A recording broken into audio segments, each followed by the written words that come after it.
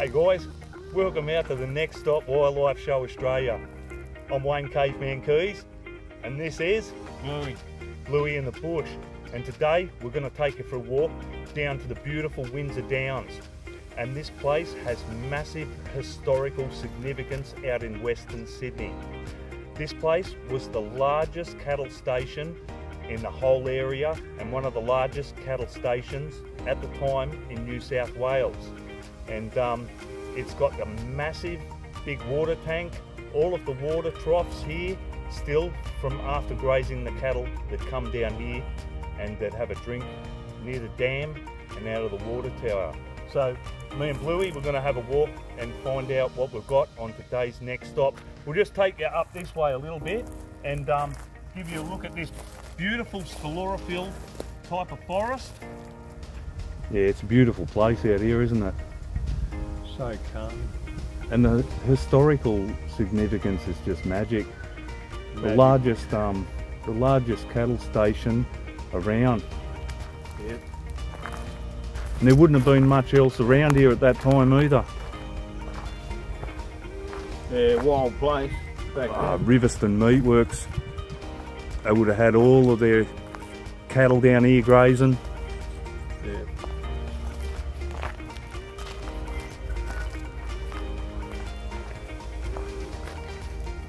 Look at Bluey. What are you doing there, mate? Oh man, this is right. Oh, it's supposed to have a big foot of rain here. Oh, is that a goshawk? Oh, there's a goshawk right up in the tree, Bluey. Oh. That's mad. Oh. Yeah, just up here, mate. That's mad. It's hard to tell. Our first stop on the Cumberland Express today brings us to a beautiful brown goshawk, and he's not too happy with us walking along the track here. You can hear him giving us the warning signs, as he has a nest up in the tree here and should be defending this nest with her life. You can see, don't want to mess around with these guys. Talons are like razor blades. But fortunately, they don't feed on humans. Although he'd probably like to feed on me right at this moment. They like to feed on little mammals from the grass. And absolutely amazing eyes, these guys. And here's a few interesting facts about the brown goshawk's feeding patterns. And they feed mainly on other medium-sized birds, while small mammals such as rats and rabbits are also taken.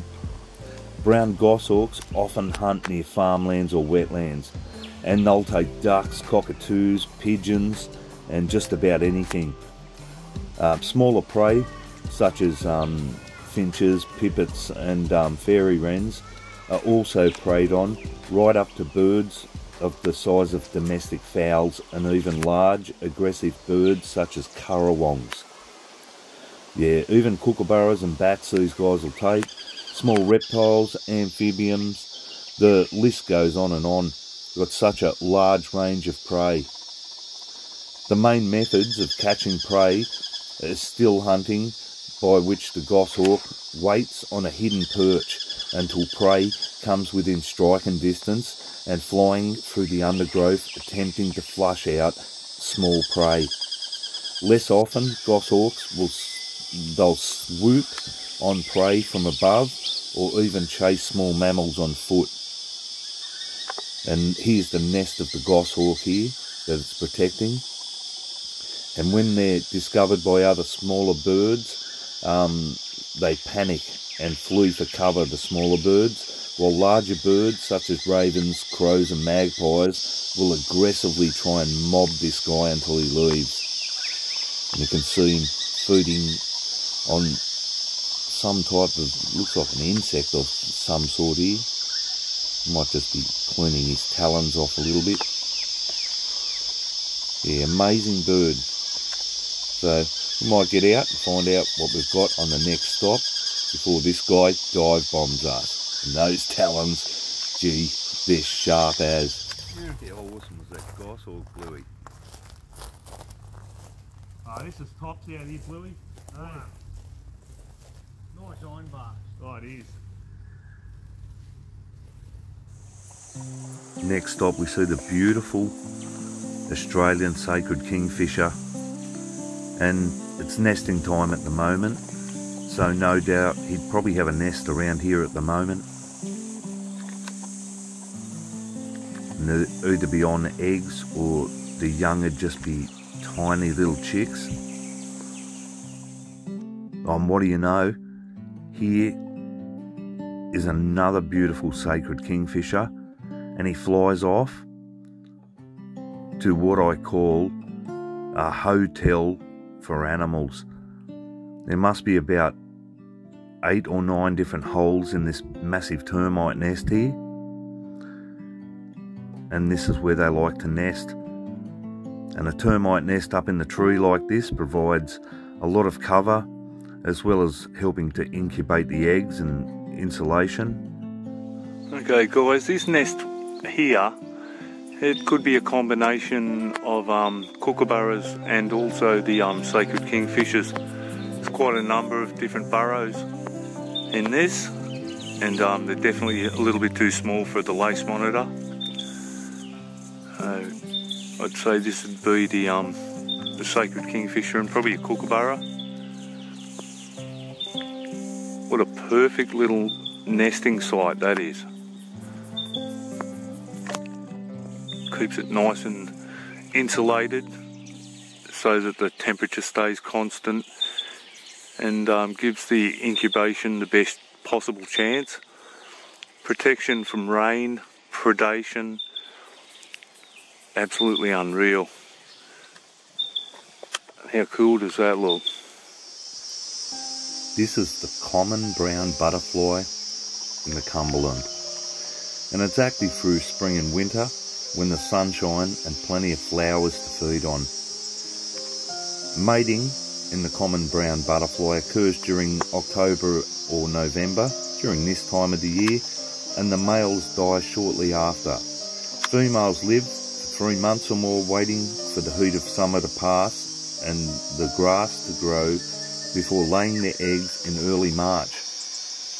They lay their eggs directly onto introduced and native grass species to ensure an immediate food supply when the larvae emerge. The jumper ants just walked close to these guys, and straight away they know something's going on.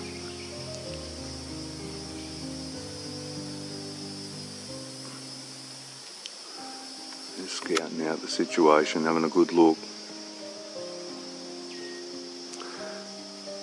And you don't want to get bitten by one of these guys, or rather stung.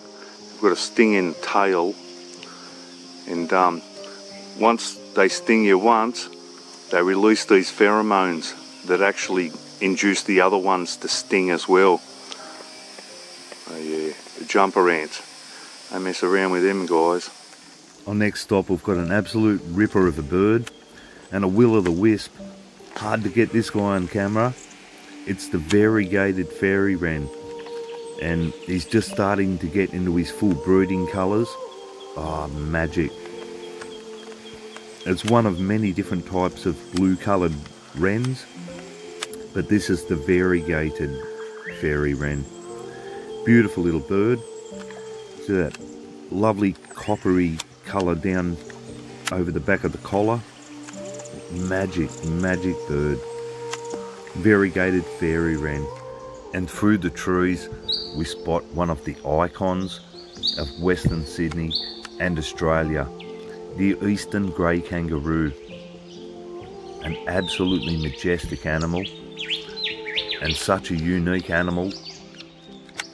And Windsor Downs has quite a large number of macropods, and the eastern grey kangaroo, and there's also the wallaroo here, and the swamp wallaby.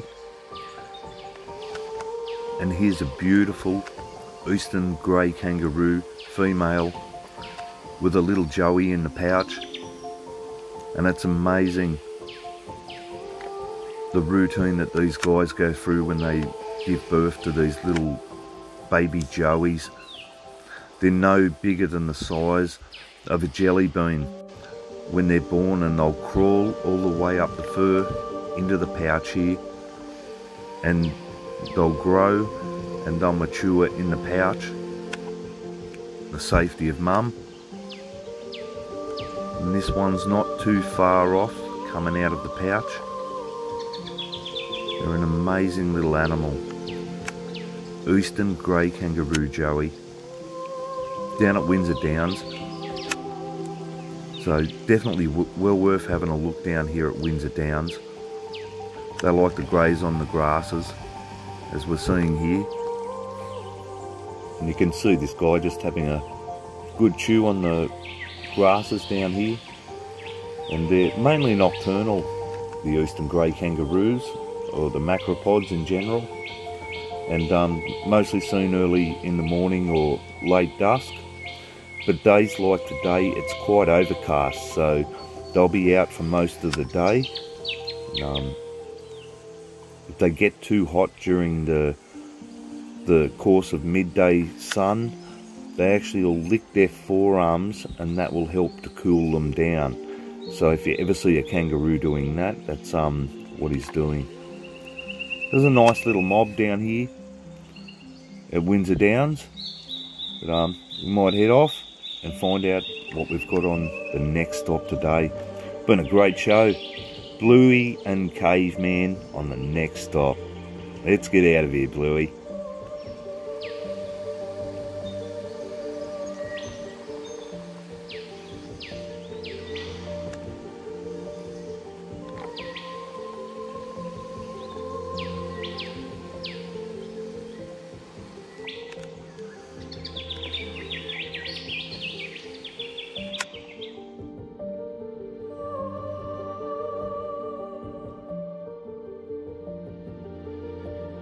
Windsor Downs is absolutely magnificent, mate, eh?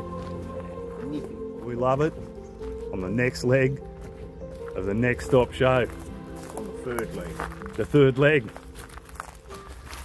That's how us bush blokes roll. Us mountain blokes. I nearly got Bluey in the nuts with me tripod leg. Mountain women. We love it.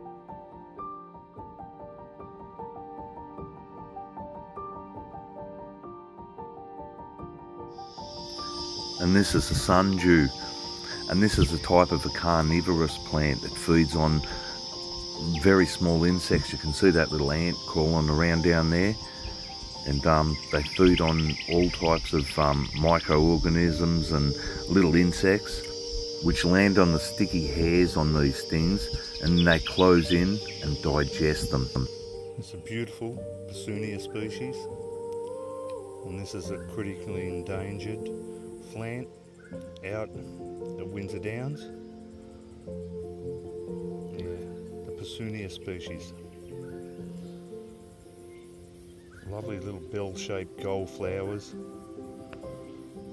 Truly gorgeous, gorgeous flower out on the Cumberland. There's some spring magic. The Petunia. Hey guys, welcome out to an historic place out in the Cumberland. It's pure magic, this place. It really is. We come down by the side of this beautiful little dam. You can see in the background how magic is that. The big water tank, and this used to be a massive cattle station where all the cattle would graze when the area was all farmland.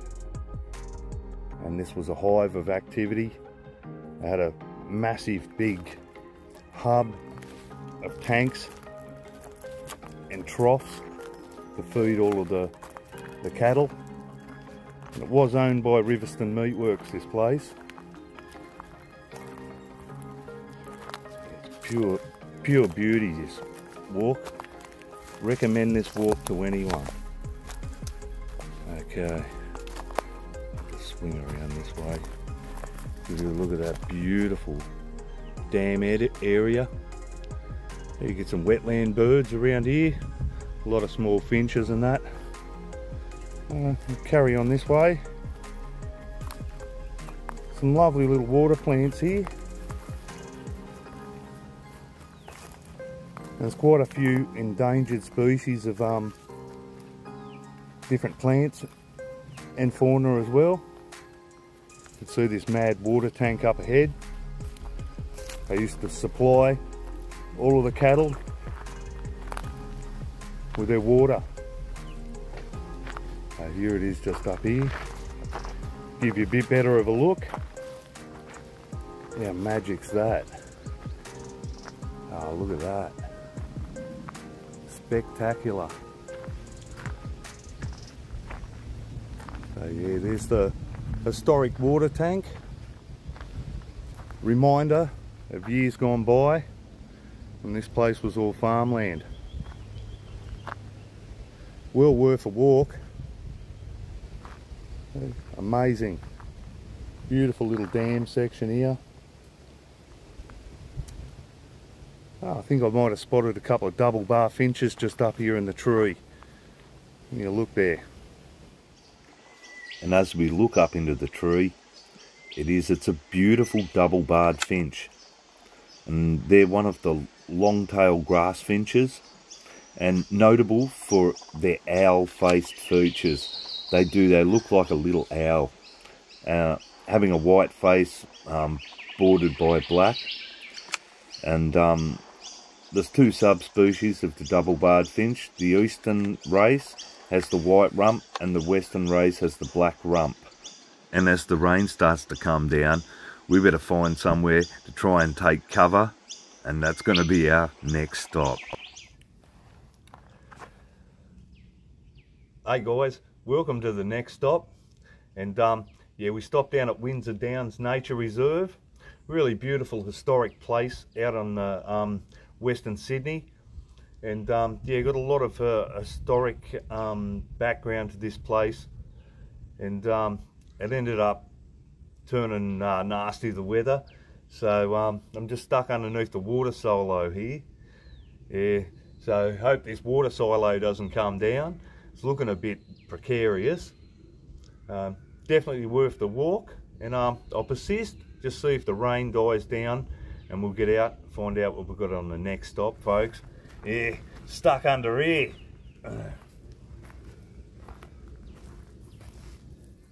Okay, we'll take a walk a bit further down the track and see what we can find on our next stop. But yeah, just a great piece of history out in the west here.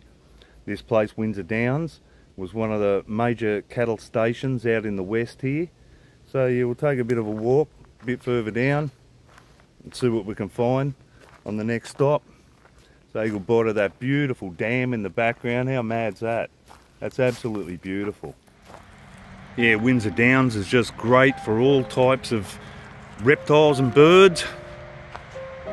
And oh, what do you know? We've got a lace monitor right up here in the tree. That's just mad. And there he is. Beautiful lace monitor. I'll just get some stuff with you. Oh, lacy, mate, eh? Geez, it wouldn't be the same if I didn't see a lace monitor in the day, would it? Good work there, Bluey. Yeah. I noticed that big chunk of crap come down from the tree myself, and I was like... Yeah, I thought you broke. No. Okay, no, wait a minute.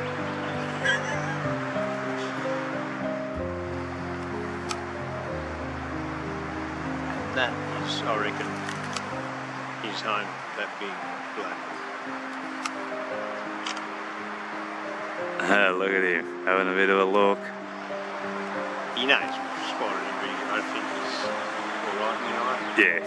Oh, he knows we haven't got bad intentions, man. But this big ironbark, I reckon he's got a hollow in there. More than likely has, mate, eh? Yeah.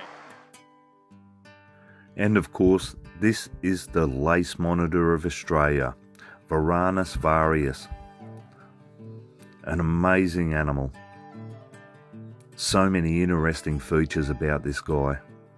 I just love that armoured, beaded scale pattern on these guys. Being immune to the brown snake and many other predators, this guy's in a league of its own. And great to see one down here at Windsor Downs with Bluey. Absolutely over the moon. Looks like a female. Little beauty. At breeding age, but probably get a little bit bigger than this. Awesome. Might take off, find out what we can find on our next stop. Caveman and Bluey, Bobby Dazzler. We stop here, have a look at this beautiful grey shrike thrush. They've got a lovely song, these beautiful birds. And they spend a lot of time in the trees here, feeding on the small invertebrates and bugs and soft grubs. And they probably have young here at the moment, so a lot of these birds search for a softer medium of food for the little grubs. So yeah, beautiful grey shrike thrush. A number of different birds down here. A beautiful call ringing through the magic Cumberland Plains. It's been a great day out here with Bluey. We love it. Walk up a little bit further here. There's all of these water silos. These little water troughs. We used to feed all of the cattle down here at Windsor Downs.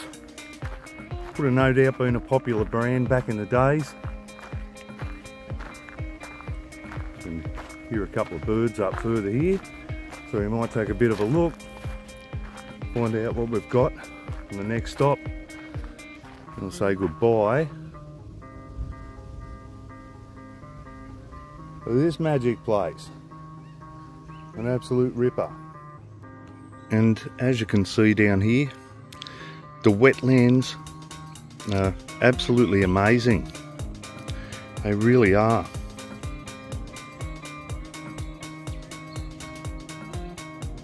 Some gorgeous vegetation. Lovely water plants.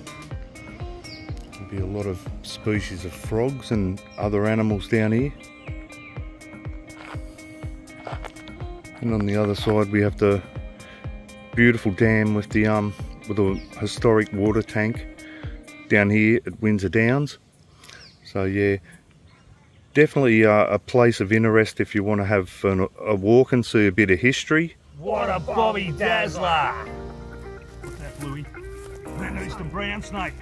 Eastern brown snake! On the next stop.